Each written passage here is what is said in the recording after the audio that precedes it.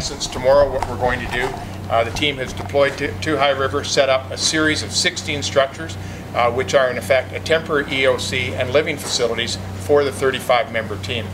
Tomorrow we'll be conducting an exercise here in conjunction with High River. As you know, High River spent a lot of time since the last flood doing preparation and work towards their next flood. And the City of Calgary globally is a great partner with High River, and we've been working in conjunction with them.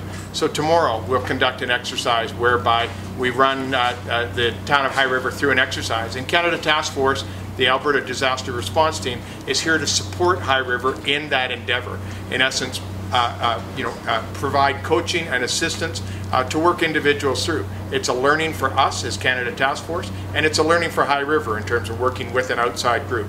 But that's the very purpose of what we're doing, and we're pleased to be able to support them. So this exercise, what are we going to see? What are people here going to experience? Well, the folks in High River probably won't experience that much. In essence, this is an exercise for the senior teams of High River and the Alberta Disaster Response Team. So it's for that senior team to get together and in essence work through an exercise that involves flooding, go through that scenario and say, do we have the processes in place? We've all been working over the last year towards improving our processes. It's in essence a check and balance to make sure that we're good to go.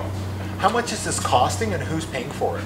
The exercise original budget for this exercise was $100,000. We have been able to substantially trim that down. In essence, my estimate is this will run around 50 to, and I'm struggling, I don't have the exact number. It'll be about a $50,000 to $75,000 budget, and I'm on the high side right now. But in essence, you don't deploy a team like this, you don't involve all the members of High River. It doesn't happen for free, but this is simply a cost recovery exercise. Nobody's making a profit here, sort of thing.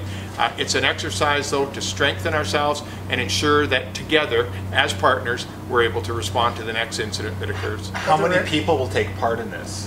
My estimate tomorrow would be there'll be 35 members of task force and at least another 35 members of the town of High River, so total 70 people at least involved, and then of course some support coach folks who work together with everyone. And could you describe in 2 sentences what's the drill scenario that you're going to do? Like, well, what's the disaster that's coming to High River? Well, the disaster is just that. We will have a substantial rainfall which results in some flooding, and an area downtown will get some water in it, and in essence they'll move their EOC, they'll move it to this area, and we'll do a transfer of command, a transfer of that EOC to this location, and we'll carry on operations. This is really about showing sustainability, showing that resilience to be able to say we can do these things on the fly, we can move, we can transfer command, and we can set up in a new location. So it's about demonstrating that capacity.